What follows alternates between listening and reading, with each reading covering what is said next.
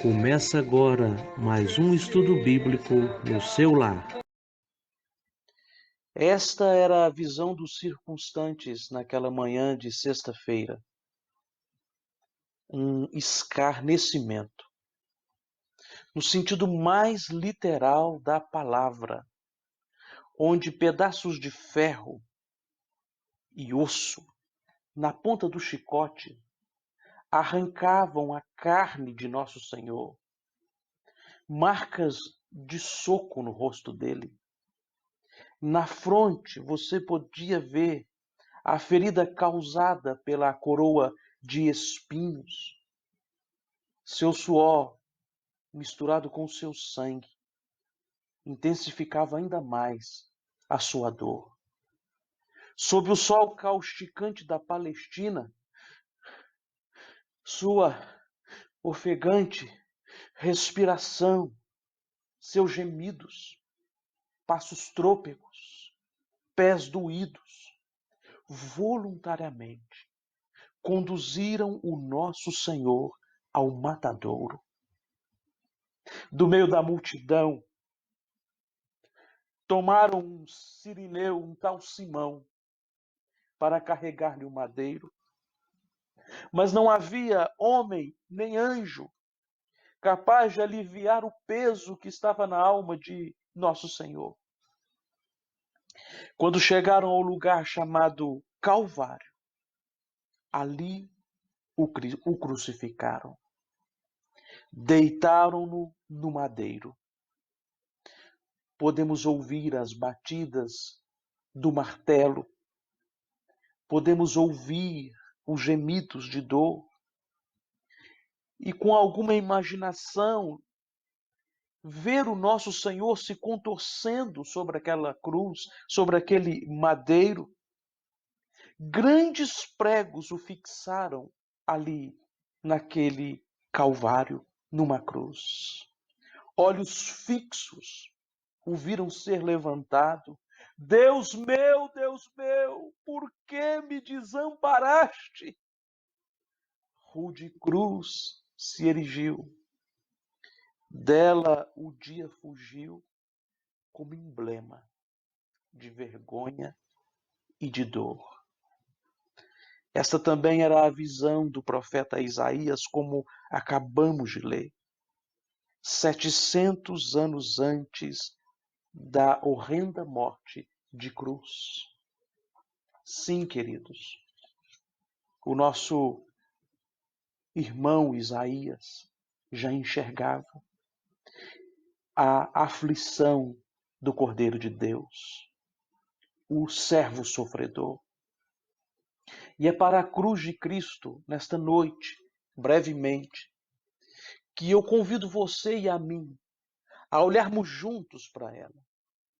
Há um teólogo americano que disse que a cruz de Cristo revela mais sobre Deus do que um céu estrelado.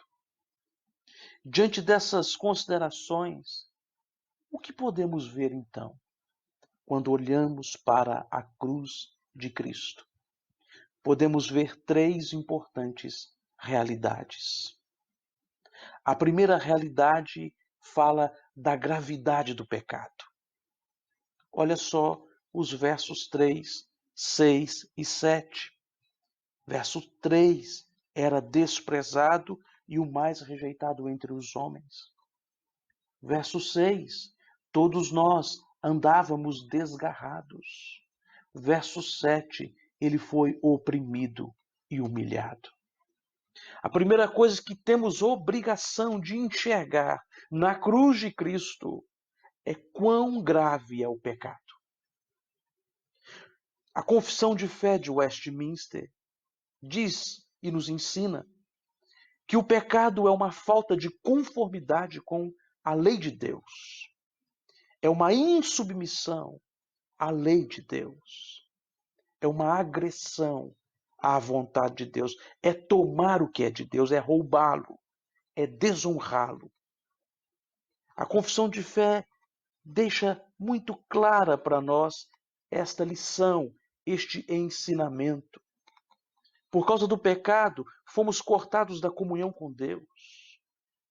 Perdemos toda a justiça, tornando-nos mortos, totalmente contaminados. Ah, meu irmão, você não entendeu. Não, eu também não entendi. Ficou no campo da especulação, ficou no campo da filosofia, ficou no campo da elaboração, não é verdade? Mas eu quero que você sinta, e eu também, sintamos o que é o pecado. 6 de agosto de 1945, 8h15 da manhã, o dia em que o tempo parou.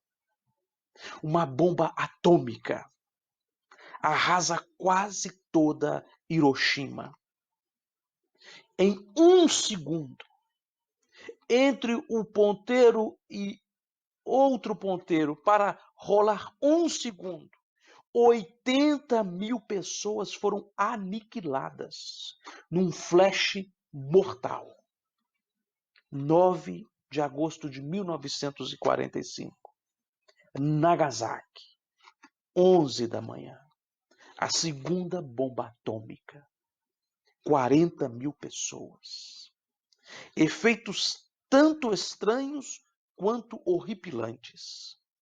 Porque próximo à explosão da bomba ficou a silhueta branca sobre o chão escurecido. As pessoas se evaporaram. As pessoas sumiram. Só ficou o pó delas ali. Queridos, outros foram morrendo lentamente, esfolados vivos, a radiação devorando lentamente. O câncer, posteriormente, matou mais de 200.000 japoneses. Mas eu quero te falar algo mais.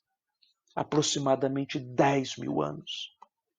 Aqui, na região do Iraque, é considerado o dia em que a vida parou. A bomba adâmica arrasou todo o planeta. Toda a humanidade morreu. Sua radiação ainda nos devora. Como no Japão a morte separou a muitos, no Éden separou a todos. Meu Deus, o que nós fizemos? Foram as palavras do piloto ao lançar as bombas sobre o Japão. Meu Deus, o que nós fizemos? Poderia ser a palavra de Adão e de Eva quando nos encerraram numa morte, uma morte triste e trágica, que foi a separação do homem espiritualmente de Deus. Sim, queridos, o pecado é tão grave que fez o homem retroceder, que obrigou Deus a se humilhar para repará-lo. Aquele que veio do pó, o homem, por causa do pecado, voltou a ser pó. E este Deus maravilhoso, que habita num céu inalcançável por nós, em nossa compreensão, se humilhou. Aquele que ouvia constantemente dos anjos, santo, santo, santo, se dignou a andar entre nós e ouvir as nossas mazelas, ouvir as nossas queixas e blasfêmias. Crucifica-o, ele tem que morrer. Sim, queridos, o esvaziamento. Se alguém imagina que Deus pode perdoar pecados do mesmo modo que nós nos perdoamos, ainda não considerou a gravidade do pecado. O pecado é tão grave que levou o Senhor da vida para a cruz. Davi, no Salmo 22, ele tem uma visão desse momento e registra assim, 1000 anos antes, as palavras do Messias: estou derramando como água. O meu coração é como cera. Está derretendo dentro de mim. O meu vigor secou-se como um caco de barro. A minha língua se me apega ao céu da boca. Assim me deito no pó da morte. Traspassaram-me as mãos e os pés. Posso contar os meus ossos. Todos estão me olhando, encarando em mim. Senhor, não te afaste de mim. Força minha, apressa-te em me socorrer. A segunda coisa, irmãos, que podemos ver quando olhamos para a cruz de Cristo é a exigência do perdão. Você consegue ver quão grave é o pecado e quão exigente é o perdão. Os versos 4, 5 e 10 dizem disto. Certamente ele tomou sobre si as nossas dores, nossas enfermidades, levou sobre si. E nós? O reputávamos por coitadinho, ferido de Deus, pobrezinho. Mas ele foi traspassado pelas nossas transgressões, moído pelas nossas iniquidades. O castigo que nos traz a paz estava sobre ele.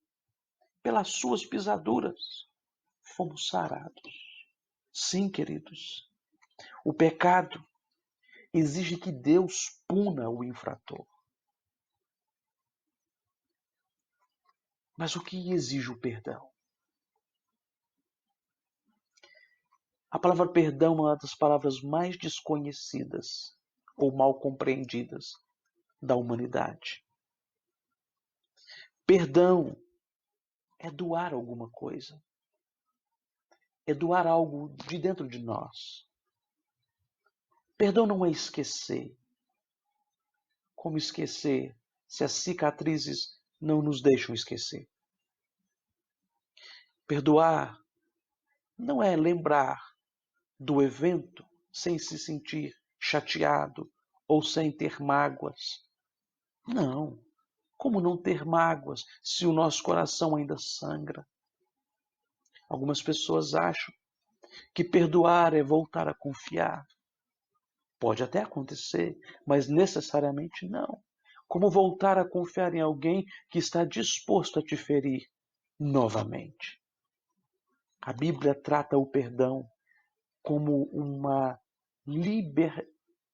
liberalidade. A Bíblia trata o perdão como um ato judicial. A Bíblia trata o perdão como alguém que está doando o seu direito de se vingar. Sim, o direito de vingança pertencente, segundo a lei da retaliação. Aquele que sofresse um dano poderia sofrer ou infringir um dano também no seu infrator ou naquele que o prejudicou. Mas nós somos ensinados pela palavra de Deus que precisamos abrir mão desse direito, doar esse direito. É um engano. Pensar que para sermos perdoados, devemos nos penitenciar.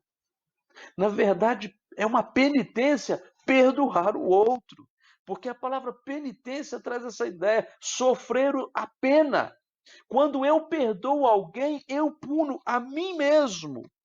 Quando eu perdoo o meu próximo, eu puno o meu próprio coração. A minha própria alma sofre. Sabe, queridos, você sentiu pena de Jesus alguma vez? Na verdade, foi ele que sentiu a nossa pena, a nossa penalidade. Ele foi ferido 2 vezes. Primeiro, pelos nossos atos de injustiça, nossos pecados, que o afrontavam. Segundo, quando ele resolveu nos perdoar. Quando ele resolveu pagar o preço dos nossos pecados.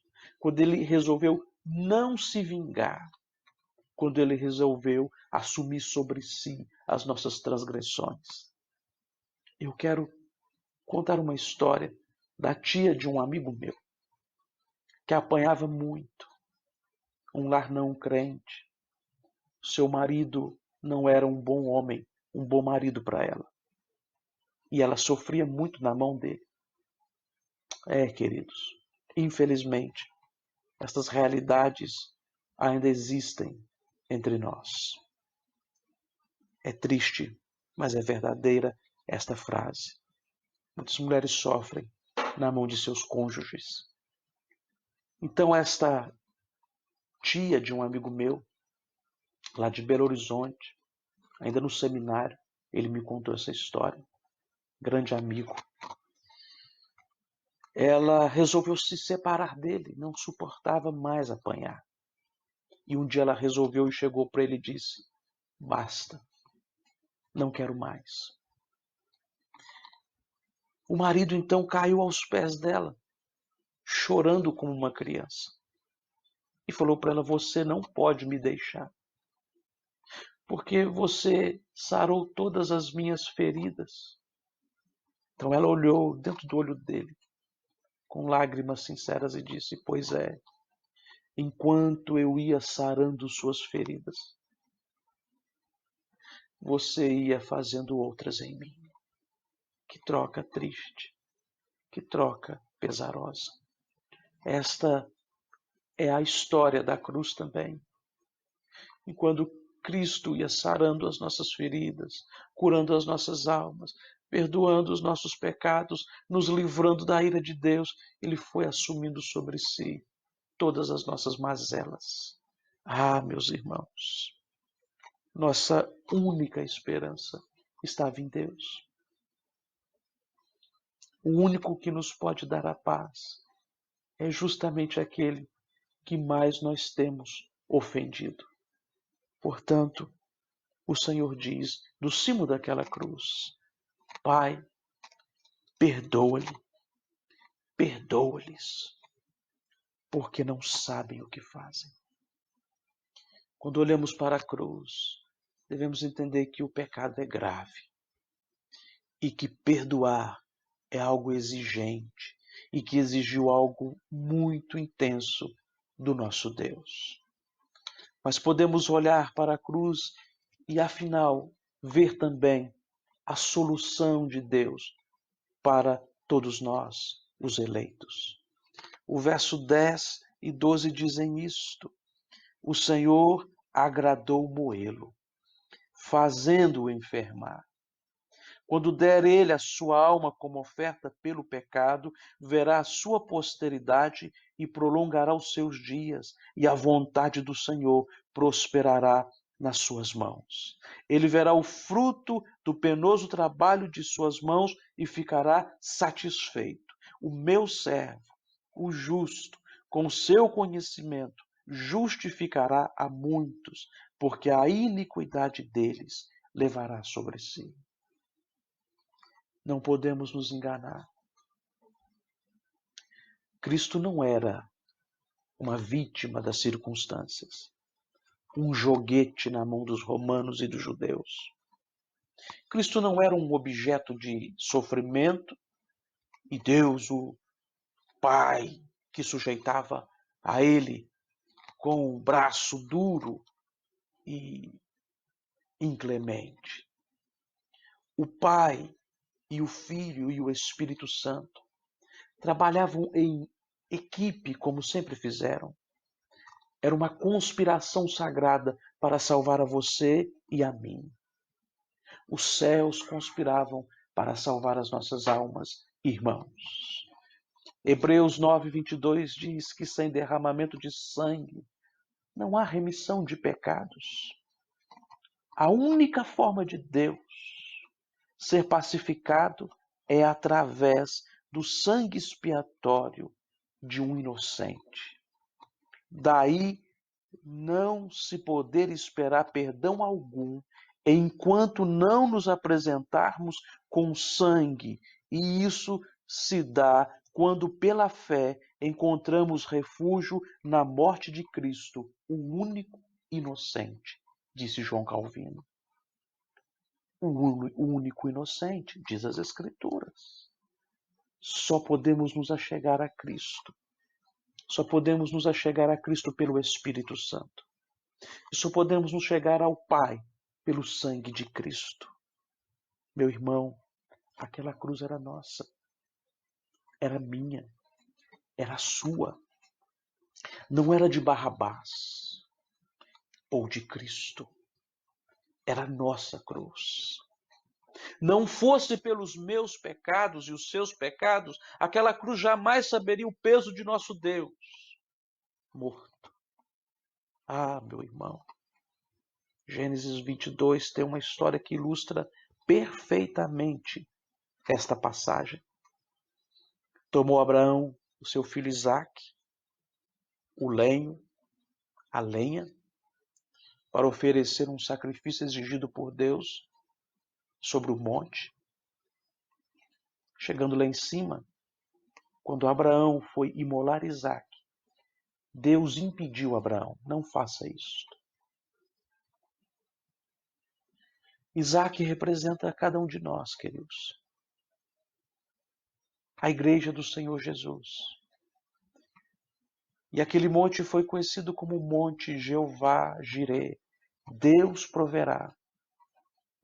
Porque Deus providenciou ali um cordeiro para morrer no lugar de Isaque.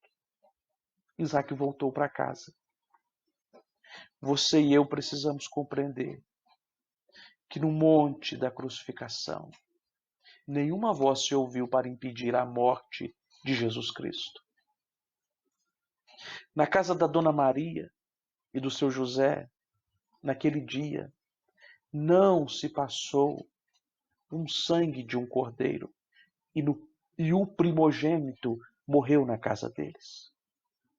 Jesus Cristo vem, irmãos, para dar a grande resposta à pergunta de Isaque. Pai, estou vendo a lenha, estou vendo o cutelo, estou vendo o altar do sacrifício e o cordeiro, onde está?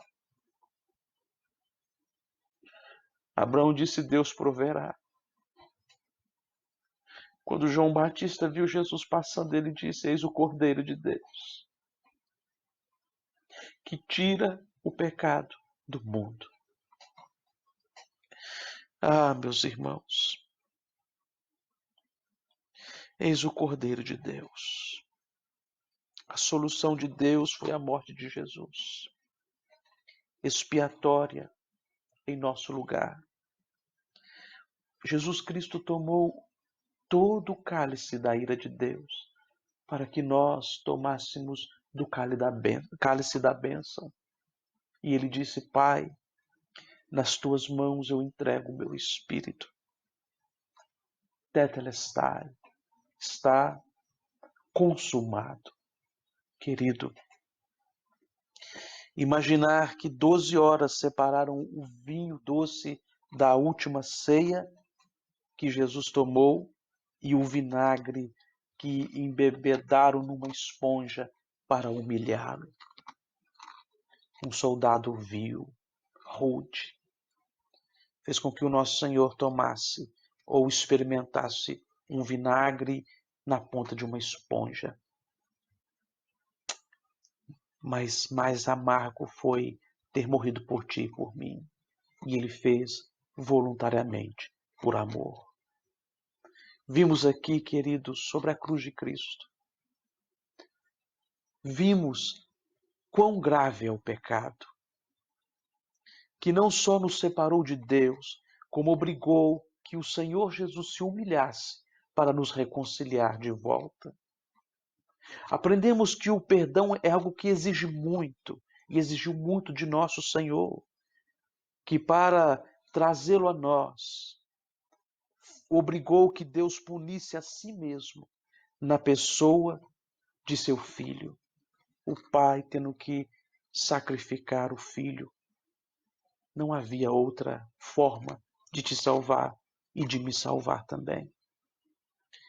Mas vemos nisso tudo a solução de Deus, a resposta santa para toda essa tragédia, a resposta de vida para este cemitério de morte, a resposta de graça para todo este inferno que se estabeleceu, a resposta de triunfo para este vale de ossos secos, meu irmão, fazendo com que Deus levantasse dos escombros dessa tragédia uma igreja gloriosa, perdoada, remida, santificada pelo amor dele. vemos a solução de Deus, que foi a morte de Jesus Cristo por você e por mim. Esta mensagem não pode parar. A cruz de Cristo é a única alquimia que transforma o mal em bem. A mais bela história da humanidade, e quero concluir isto com você, é a história da cruz, escrita com sangue, suor e lágrima. Tudo isso misturado com um amor profundo, uma declaração de amor que se mistura com o luto, que se oferece ao extremo, sem precedentes, sem igual. Porém, infelizmente, a cada dia que passa, as pessoas têm feito a cruz mais vazia de seus significados. Fale da cruz. Pregue sobre a cruz. Se não tem eloquência para fazer com palavras, cuide-se para que você faça com a própria vida. Que a nossa vida seja uma reflexão da compreensão que temos do grande amor de Deus por nós.